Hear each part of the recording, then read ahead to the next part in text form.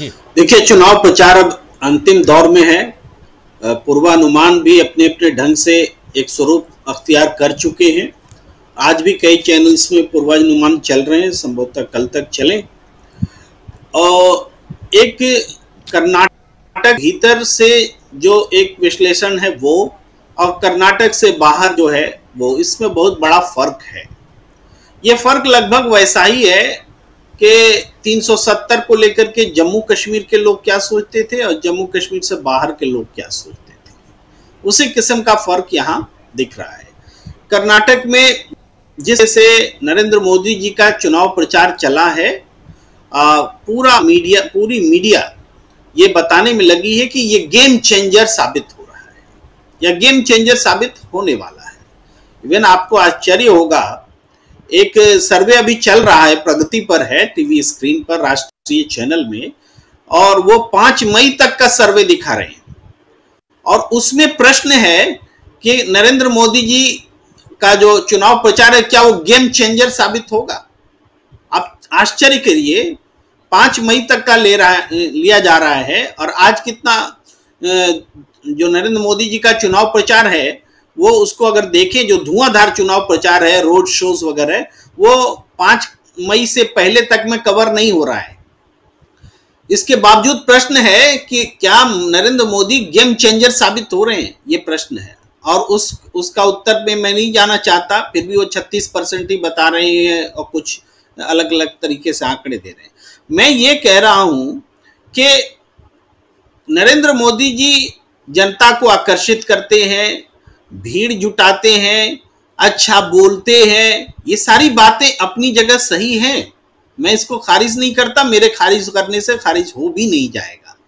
लेकिन कर्नाटक में जो स्थिति है, जनता में जो बदलाव की बेचैनी है, उस बदलाव की बेचैनी का जवाब लेकर के क्या नरेंद्र मोदी जी पहुंचे हैं?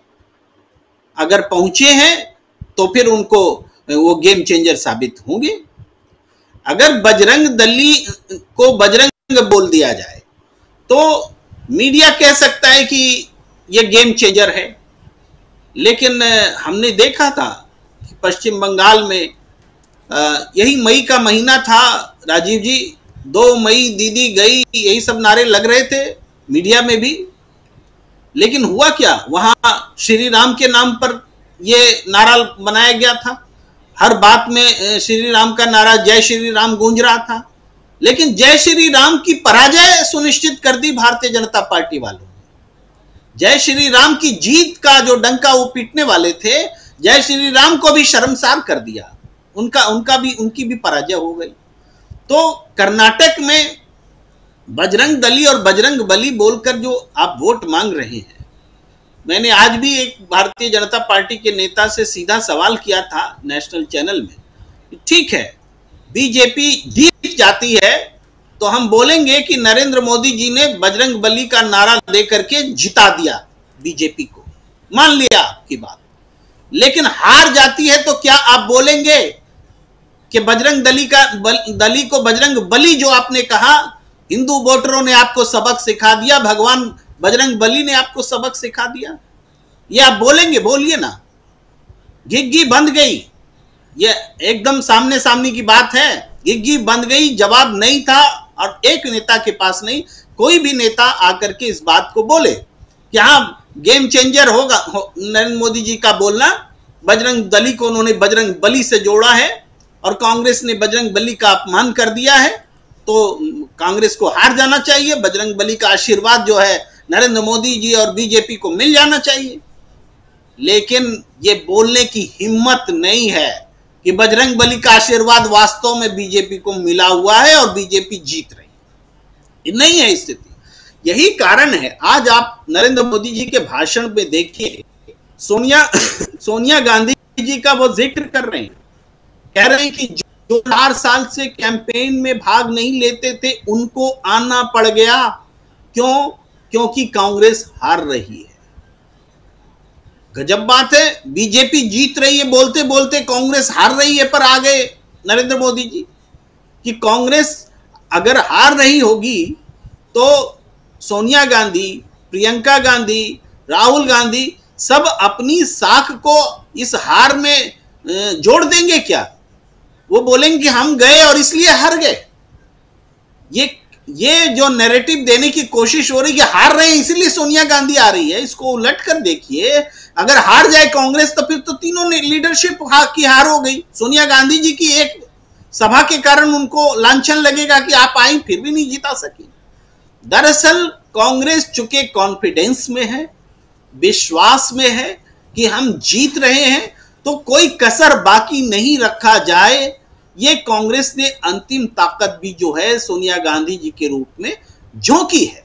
और जो इन्होंने बात कही है सोनिया गांधी जी कि वो 1978 में इंदिरा गांधी का चिकमंगलुरु में जो यादें हैं, जो रिवाइवल हुआ था, जो खुद सोनिया गांधी का उस कर्नाटक में बेल्लारी में जो जीती थी और सुषमा स्वराज हारी थी, इस बात को तो जिक्र नहीं आता है। सोनिया गांधी जीती थी तो सुषमा स्वराज हारी थी। वहां भी बीजेपी उस समय भी पूरे जोर शोर के साथ कि सोनिया गांधी विदेशी मूल की हैं और राष्ट्रवाद का नारा, तमाम चीजें हुई थी, लेकिन सोनिया गांधी ने रिवाइव किया था। उस चीज को याद करते हुए आज वो बता रही कि एक बार फिर मौका है कर्नाटक के पास कि वो कांग्रेस को एक पूरी देश की सियासत बदलने में एक पोजीशन दे।